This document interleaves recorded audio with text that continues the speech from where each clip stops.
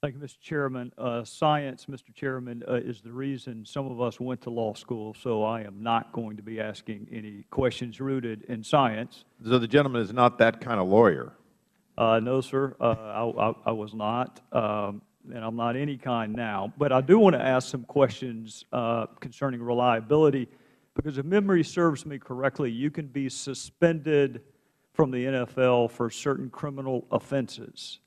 And I'm wondering if there are any studies on the reliability of jury verdicts that the Players Association is insisting on before you can suspend someone for suffering a criminal conviction. Hearing no response, I think you can also be suspended, Mr. Buckus, for certain tackles or certain conduct on the field, which requires either Mr. Goodell or Mr. Tagliabue to ascertain someone's intent, whether or not they had a malicious intent to injure before you can be suspended. And I'm wondering on whether or not the Players Association is insisting on some tests studying the reliability of ascertaining people's malice or mental intent.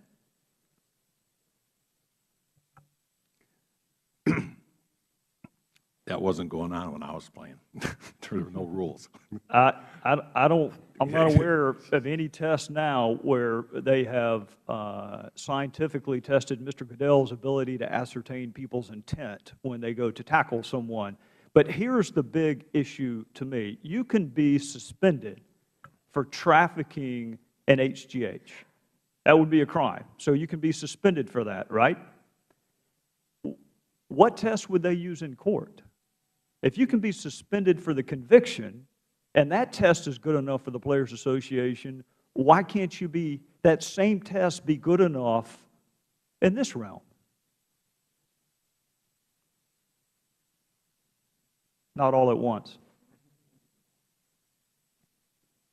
Is there a different test you would use if there were a prosecution for an NFL player for trafficking an HGH, and we all agree they could be suspended for suffering that conviction, right? How is the test that would be used in court to determine whether or not it was HGH any different from the test that's being proposed now? Well, there's a slight difference, but I agree totally with your comments that, you know, it's inconsistent, and it seems appropriate that you do the test that you agreed to do. Well, Mr. Chairman, I think that there was a clause in the CBA. Over the next several weeks, the two parties would develop specific arrangements to implement HGH testing with the goal of beginning testing by the first week of the 2011 regular season. Has anyone been able to determine what the intent of the Players Association was when they agreed to that language? Was there a test they had in mind when they agreed to that? Is the Chairman aware? Is there any test that they would find acceptable? If the gentleman would yield. Yes, sir. In the previous season, the ranking member and I had a proposed deal in which they would simply collect the samples so that when they agreed to this, eventually they would at least have a collection of essentially retroactive evidence. We had an agreement. They left. The agreement fell apart. They refused to have even the collection. So I guess I'd have to tell the gentleman that one of our frustrations is they wouldn't even agree to eventually have a test once they agreed to it. And that's been one of the frustrations is ranking member and I personally met and thought we had an agreement, and it then got reneged on by one side, and to our, I think, the detriment of the players' well-being. Well, I'll close with this, Mr. Chairman, because I just can't unlock this conundrum. You pick your favorite player.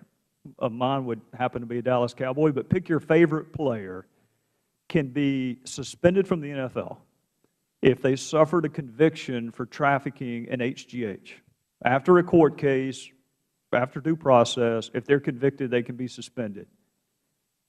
How is the test that would be used to lead to that conviction different than what is being proposed in this setting? If it's good enough for that way to be suspended, why is it not good enough for this way? Is the science somehow different in a courtroom than it is outside the courtroom?